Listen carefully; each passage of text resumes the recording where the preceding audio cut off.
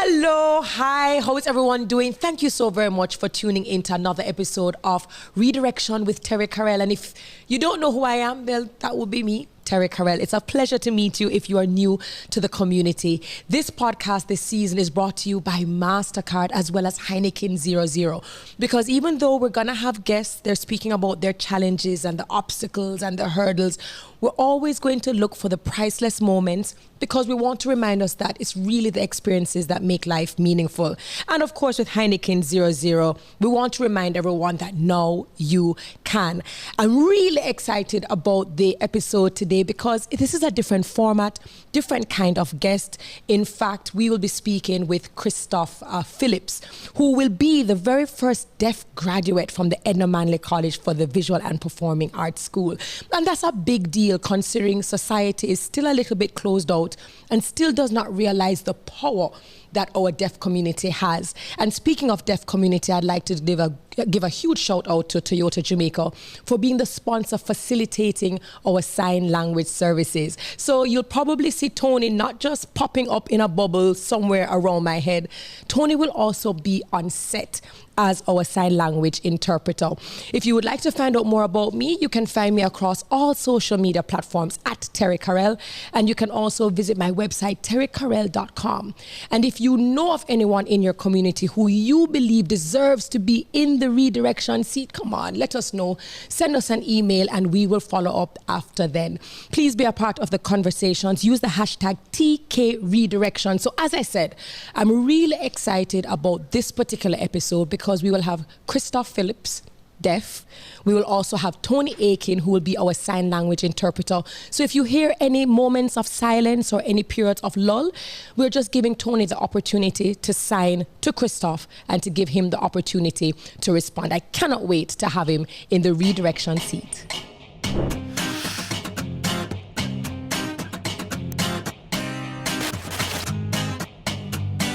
Cristophe, welcome to the show. I'm so happy to have you. But naturally for the listeners who might be listening to this podcast across their preferred podcast platforms, I also have to acknowledge your co-guest or my co-star, depending on how you're looking at it, the one and only, the great Toni Aiken, who is providing sign language for Cristophe because Cristophe is deaf. It is so good to have both of you on the redirection set and to have Cristophe in the redirection seat. Cristophe, how are you? I'm good. Not nervous? Just a little bit. A little bit. We're gonna have a good time. For starters, one, congratulations. I went to your end of year final show at Edna Manley for the Performing Arts School of Dance, where you presented to your teachers and the adjudicators your final show, which will make you the first deaf student to graduate. How does that make you feel? It's really a life-changing experience for me because there has been, in the arts in general, deaf people have not really been a part of it. So to be one of the first deaf persons to have graduated from the arts. But you know, you have deaf people who do arts and crafts, drawing, dancing, music, but to actually be a graduate is amazing. And to have a bachelor and to have a bachelor's degree at that. Yes, it's truly amazing. For those people who did not have the opportunity to watch the show, it was amazing. From the booklet that you get, to the sign language interpreter who did the national anthem, to the chosen songs and words, and even the dancers. I understand that most of the dancers were deaf and maybe one was hard of hearing. Tell me. Deaf, 2 hard of hearing and 2 deaf. How difficult is it? And maybe it is that we naturally assume that because it's music, because it's dance, it must be difficult. But in your words, was it challenging to put together your final project with dancers who are deaf as well as hard of hearing?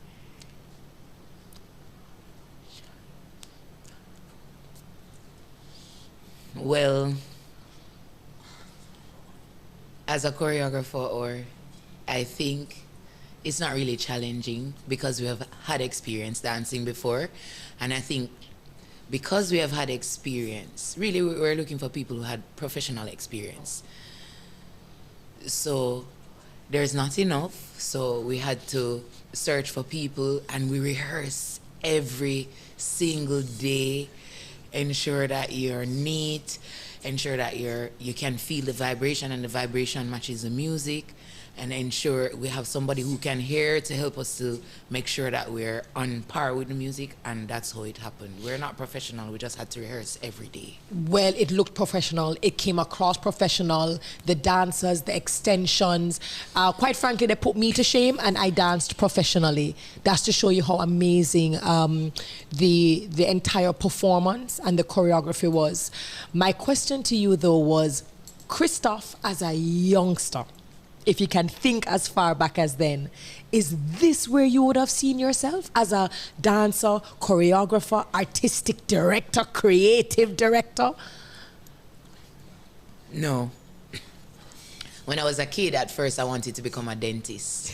That was my dream, because, you know, I always wanted to smile. So I was like, yeah, man. My mom was like, yeah, man, I support you. And then growing up, I lost my hearing. So I went to a mainstream school, Excelsior. Went there, graduated. Let's go back a little bit. I couldn't sign. I have a sister who is deaf, and I couldn't sign, so I had to learn from her. When I arrived at Listomere Gilby High School for the Deaf, that's where I was immersed in sign language, and that's how it became a part of me. Also, my sister has many deaf friends, so I would see sign language often, so that's how I developed it. And then after that, in grade 8, we started a dance club, and I joined the dance club, and I fell in love with it. I continued until I was the cheerleading captain, actually. I was really young. Everybody was older than me, and I was teaching them how to be cheerleaders because I was creative. And we would always win competitions. So I decided that, you know, that's something that it's my passion. I really want to be a dancer. And I told our teacher, hey, I want to be a dancer. And she was like, dancers don't make money. And I was like, why not? That's my passion. Felt disheartened, didn't know what to do, graduated from high school.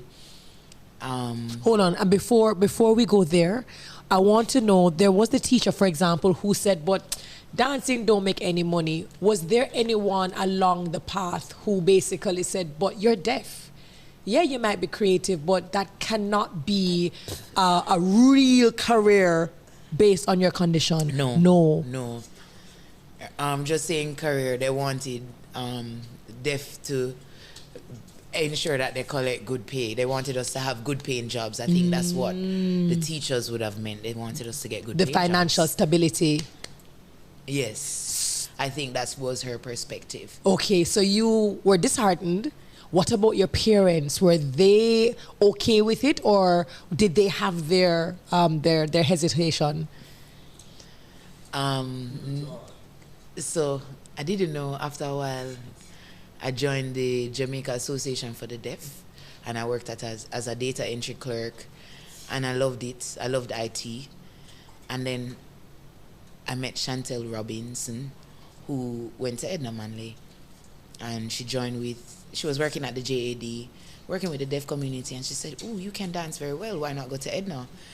And at that time, I knew that my mom didn't support it. So my mom had a perspective that Edna Manley had a gay, negative vibe, so she didn't want me to be a part of that. But Chantel said, it's your passion, it's your dream, go for it. And I asked my mommy, and at first she was in serious doubt, and I told her that I wanted to do a bachelor's degree program, and then she gave me the go-ahead. I applied, and that's how I got into Edna. Beautiful. Now tell me what that was like, coming into a space that, yes, are for creative persons within theater, drama, song, as well as dance. Were you readily, easily accepted, or are there always challenges that you have to overcome because you're deaf?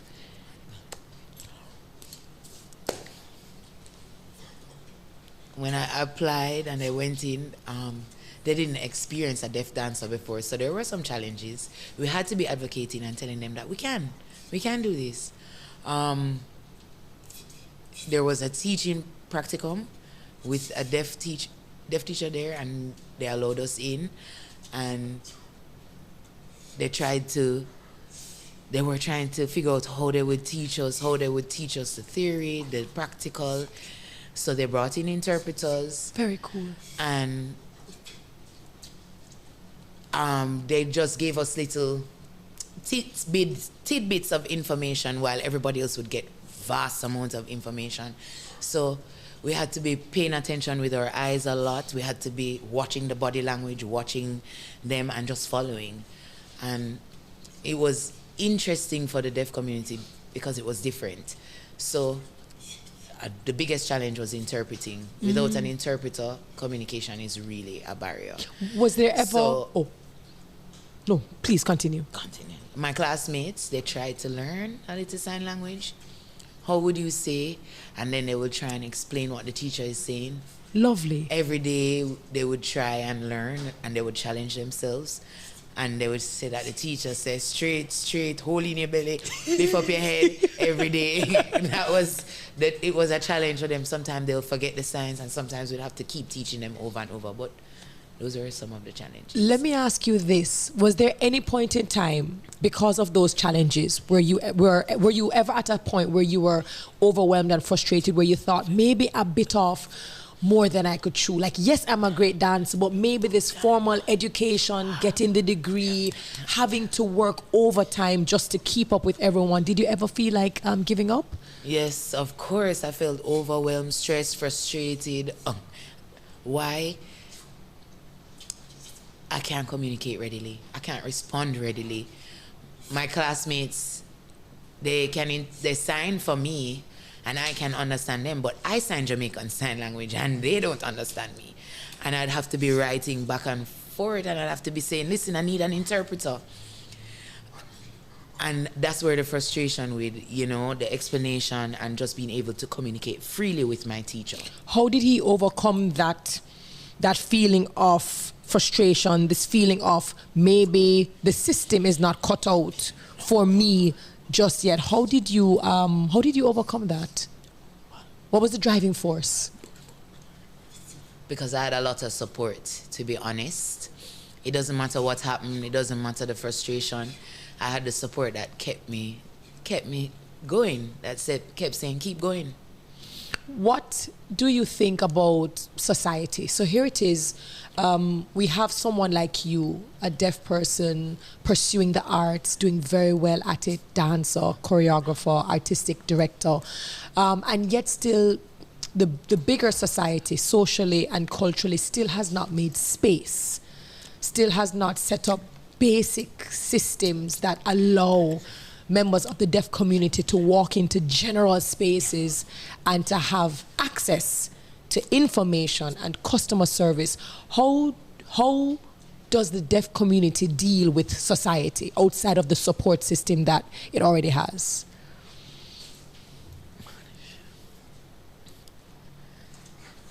I would say, for example, I have an experience. When I joined Edna, I was like, deaf? How will I communicate with him? There was no interpreter. I had to challenge myself. So I tried through different mechanisms or different ways how to adapt and challenge people and ensure that that I have access. That's how I have to do it. You just have to challenge people. Has he always been this great at being bold and self-advocating? Because not everyone can do that. Not everyone can actually challenge people and systems to level up to meet them. I would say most deaf people are brave and challenge the system. Some. Beautiful. What would you like to see change? Overall, generally.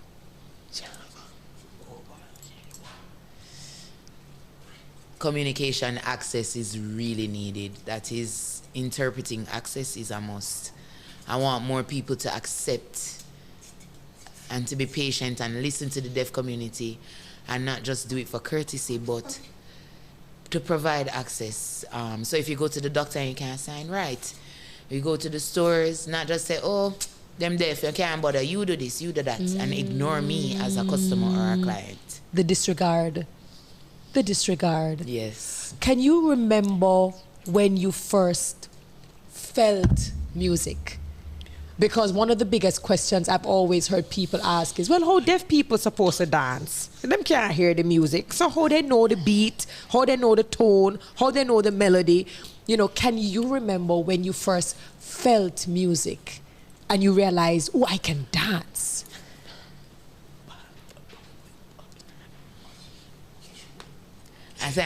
I don't think I can remember the age exactly, but I was really young. They, you know, they had the big sound boxes, and I felt it. I was like, oh, wow, I like this. And then when I went home, my mom, she had a small bass speaker, and my mom's favorite song is Anita Baker. Love. And singers are Anita Baker and Whitney Houston, so I used to feel the beats all the time. And also, I love R&B music from long ago. I used to put them in my ears and try and memorize the song, and plus sign the song. And I would practice that every day. I would listen every day, and that's where my inspiration comes from. Was it nice to you to find community that wanted to do the same thing? I know, for example, there is PA Deaf Dance Academy. Tell me something about that, finding the community of other deaf dancers who want to do more than have it as a hobby, but really want to take it on seriously.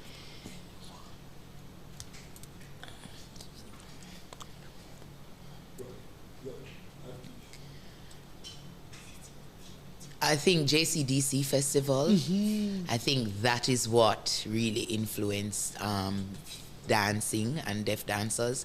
That's what made it so easy for us to come together, because of the Jamaica Cultural Development Commission deaf dance competition that happens yearly.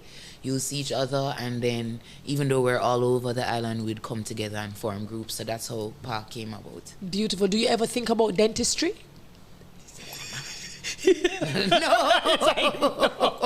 Why? What happened?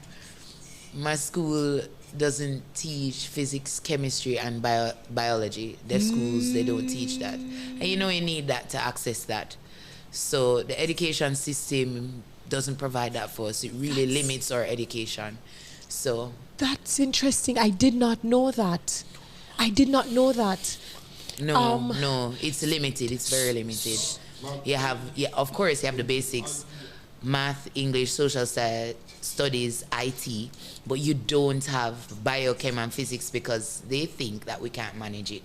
Are there ever, or did you ever come across fellow students who wanted to be doctors, who wanted to be medical practitioners? No.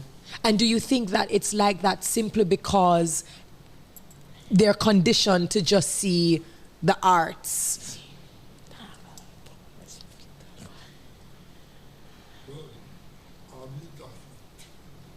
I feel like the people themselves love body movement and love to use their hands a lot.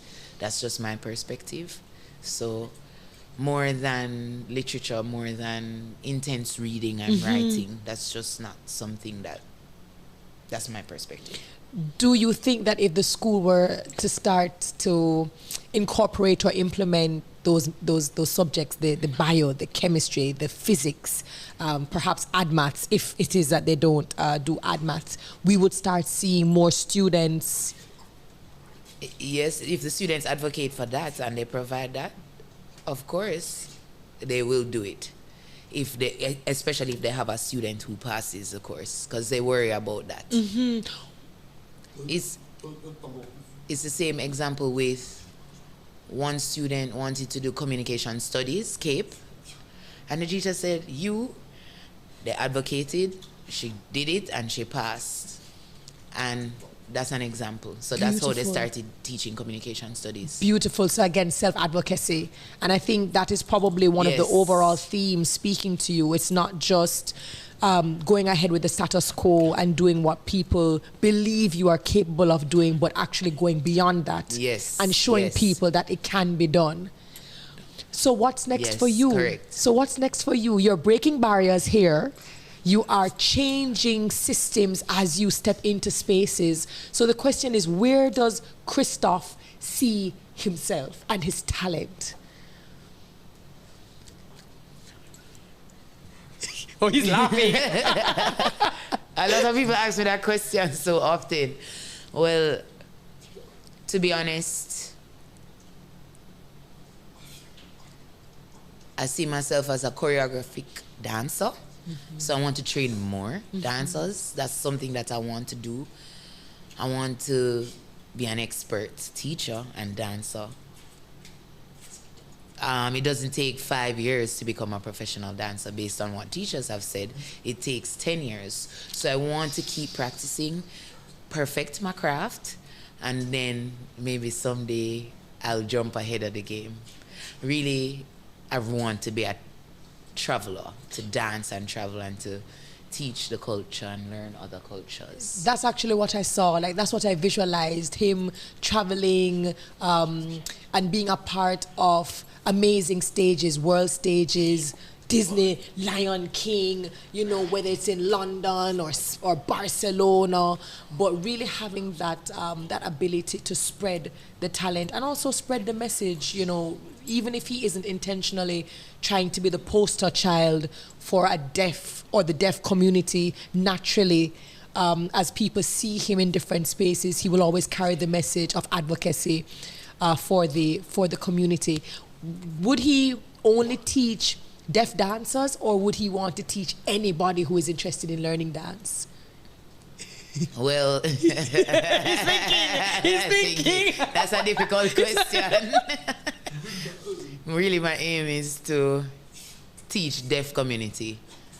I want to encourage, especially the ones who have the passion for the arts, not just dance, but we have those skills. We have actors, we have people who are interested in different arts.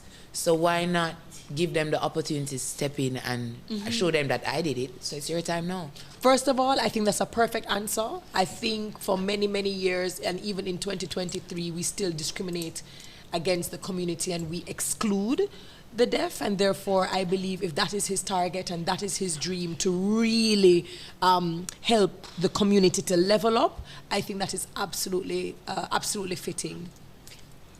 And where do we find you? If people want to collaborate with you, if whether they are corporate, whether they are art, whether they are Instagram, come spell out your Instagram and let me know, where do we find you? CRISPHILZ. That's my Instagram, Chris Phils. Lovely. And along this journey of you discovering self, and of course, you can always choose to change and go into another space, another sphere. Can you think of the most priceless moment? The moment that has resonated with you the most, the memory that when you think back makes you smile and be at peace with yourself? One. What is it?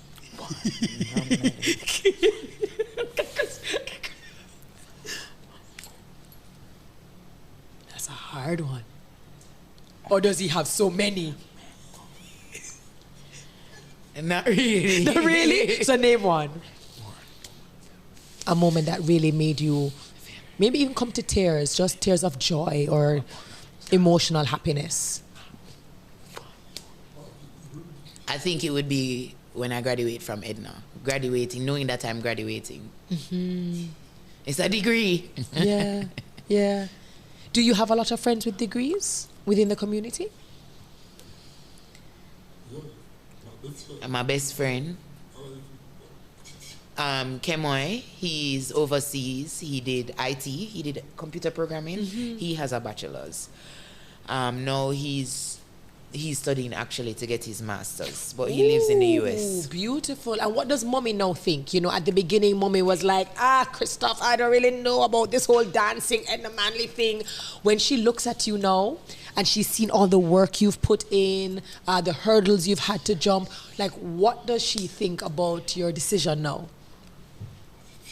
I think she's really proud, extremely proud, because she wants her children to have degrees and to be successful and to be financially stable, and she doesn't want us to feel that because we're deaf we're less than. She wants us to know that we're equal.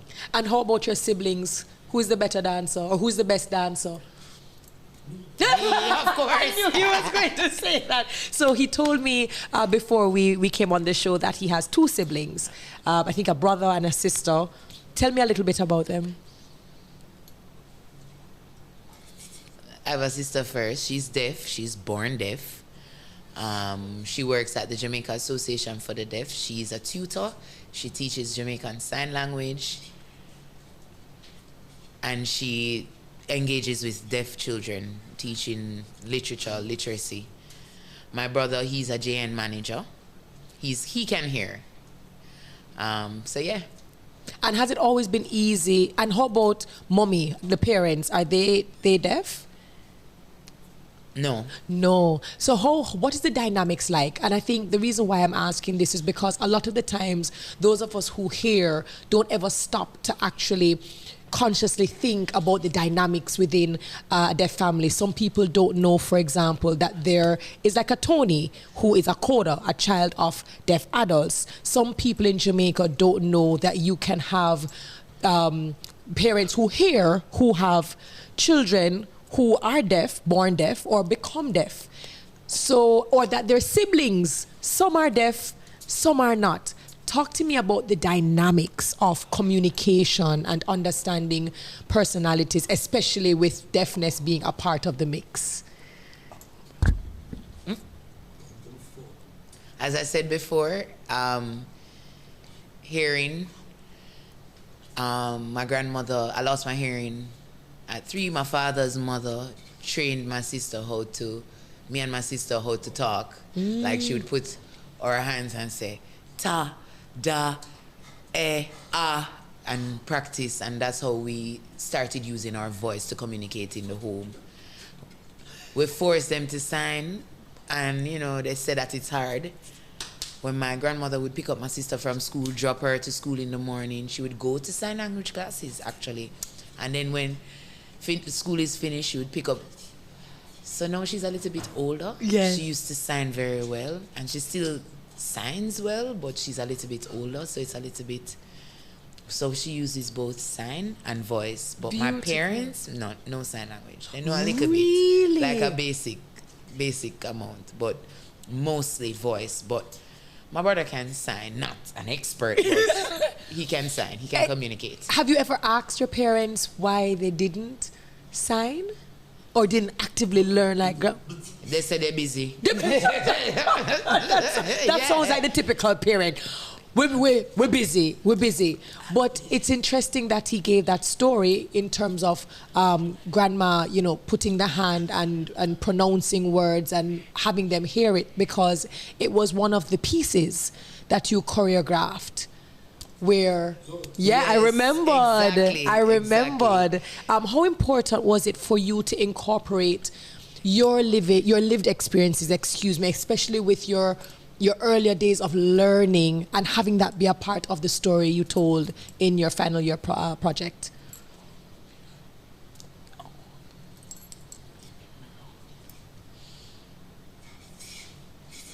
I feel amazing to share my story because I want the audience to understand how deaf people learn, how we grew up.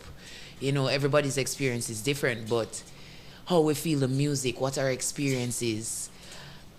People keep asking the same questions. How you feel, how you talk, how you this, but that piece could have shown exactly how.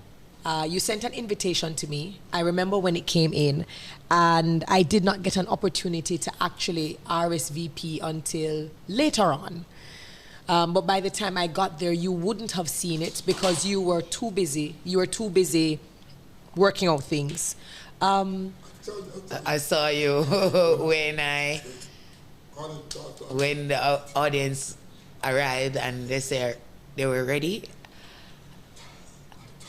I saw you walk in and I said, Terri-Karelle is here, Terri-Karelle is here, and I started to cry and I had to calm down, and then that's when it started. Why was that? No, thank you for the invitation. Why was it so important to invite me, and why was it such an emotional moment to see me? My daughter came, Alex, my executive liaison, came. Why was that such a beautiful moment for you? Because you recognize and represent the deaf community and advocate for the community, and we know you. So to invite you and for you to come to my show as the first deaf choreographer, amazing. Thank you. Thank you. I'm trying my best not to get emotional right now. I'm trying my best not to get emotional. Toni, are you getting emotional? Yes. Oh my goodness. I just think sometimes we have a responsibility to use our platforms. You will use yours differently. Toni uses hers differently, and so do I. But I never knew the impact. I do know that sometimes I go out and deaf persons will come up to me and hug me and speak, and I'm saying speak within quotation marks.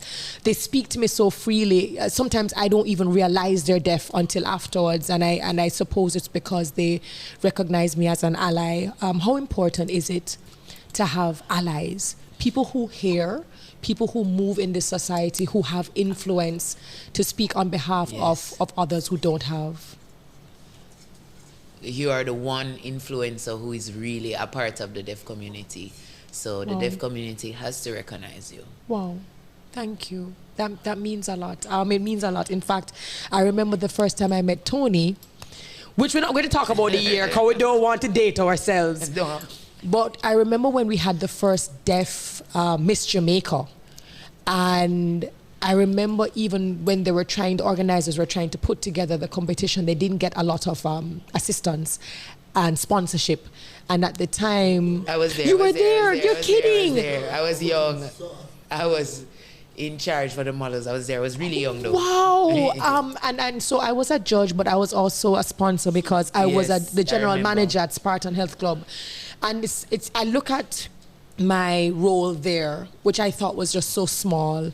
And I look at what my role is now, and I always knew it was going to be a part of my journey.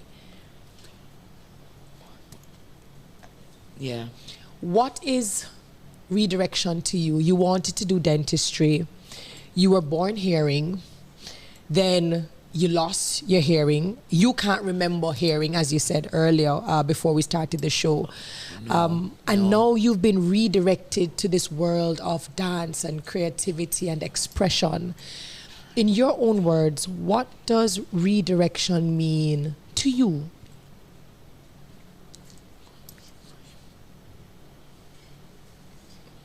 He's like, well, let me think about it. We're giving him a while, guys. He's thinking about it. I'm thinking. And it's not something that we always think about. Sometimes we are so busy adjusting and figuring out life and discovering self that we don't even realize how much we've managed our redirection so well and how important that redirection was for us in the first place. So that being said, Cristophe, what's your definition of redirection for you?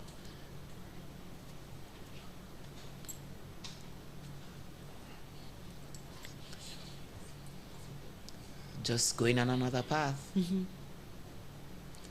Yeah, that's what I think. That's all. You're a man of very few words, Well, actually, no words, but even fewer words. Just going on another path.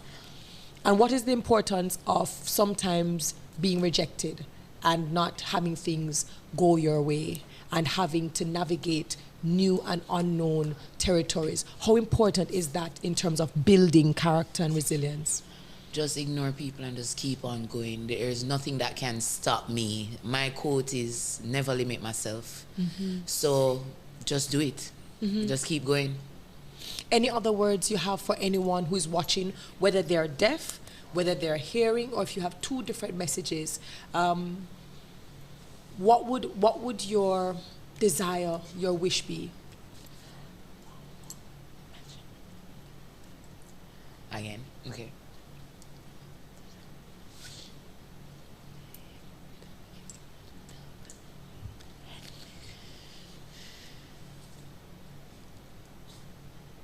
I want hearing and deaf community to come together, partner together, communicate.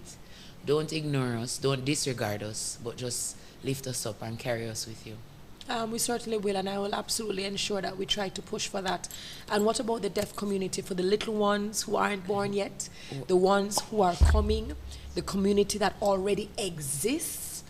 What would you like to say to them, whether they're in the arts, whether they're in admin, whether they're in IT? What important message do you want to remind them of? Whatever passion you have, go for it. Never limit yourself. If you have doubt, just do it. Once you have support, even if you don't have support, go ahead and do it. You can do anything except here. Anything. Beautiful. And in that process, how important is it for us to ask for help? And the reason why I ask this is because even the hearing community has this issue in terms of trying to figure out things alone or trying to do something by oneself, whether it's pride, whether it's being afraid that they'll be rejected. You know, how do you get over the hurdle of shame or embarrassment and asking people for help and guidance on your path? Good question. I used to be like that. I used to be timid, shy. I was afraid of asking, and I decided to just let go. Just let go. Ask for help when needed. People will support you. So you just have to, if you need help, you're going to say, listen, I need some help. I need help right now. And people will help you. There are people that are always willing to help. It's really important to show your personality and to be respectable, and people will recognize that and help. If you're disrespectful, if you don't have any manners, then it will be difficult. But once you have respect and manners, you're good to go. And let me ask you this, even when you are mannersable, as we would say in Jamaica, even when you are clean-hearted, you're a good person, you don't trouble anybody, and you ask for help, sometimes people just don't want to assist, don't want to give information, whether it is jealousy, whether it is insecurity. It's definitely an issue with them. What advice do you have for people getting over the rejection of people closing a door, closing a window, not wanting to help, which is a part of life? It's okay. I know it's okay. There are other opportunities. When you get a no, just know that there are several opportunities and many people out there who are willing to help. My darling, are you still as nervous now as you were before when we started? No, Cristophe. Listen, I want to thank you for your time.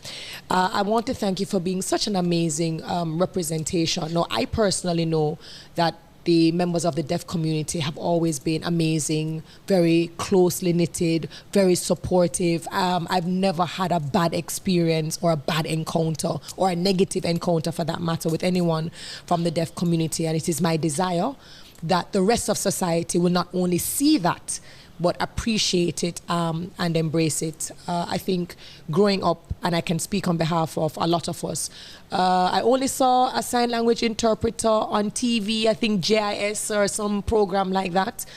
Toni, you can laugh because you know it's true. But we never saw representation. We don't see interviews like this. We don't see members of the deaf community being highlighted.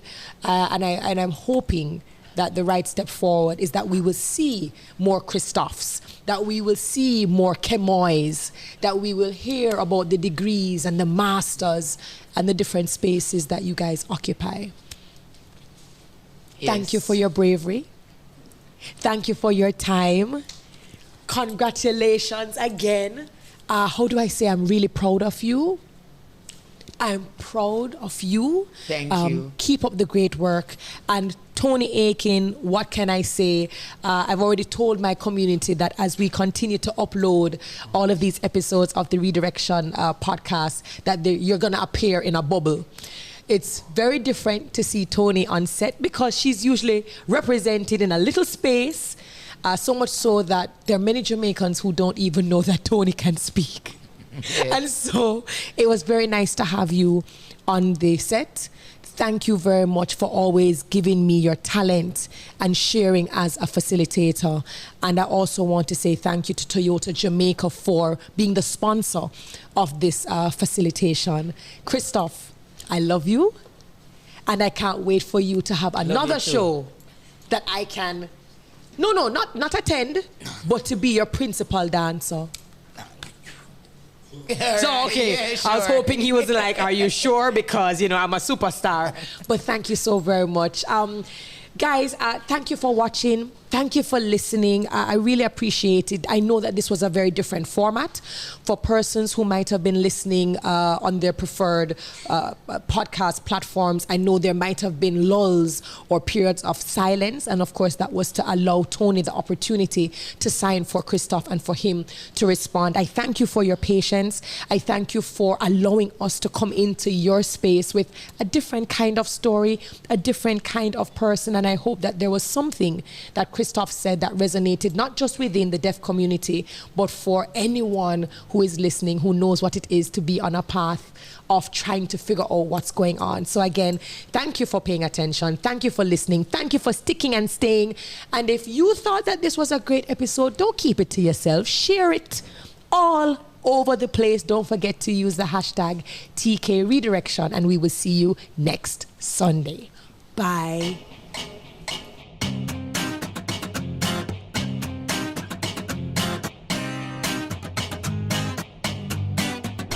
Thanks to our partners, MasterCard, Heineken 00, Toyota Jamaica, Spaces, Commercial Concepts, Brescia, Beauty Brands by MDS, and Go Shore Courier.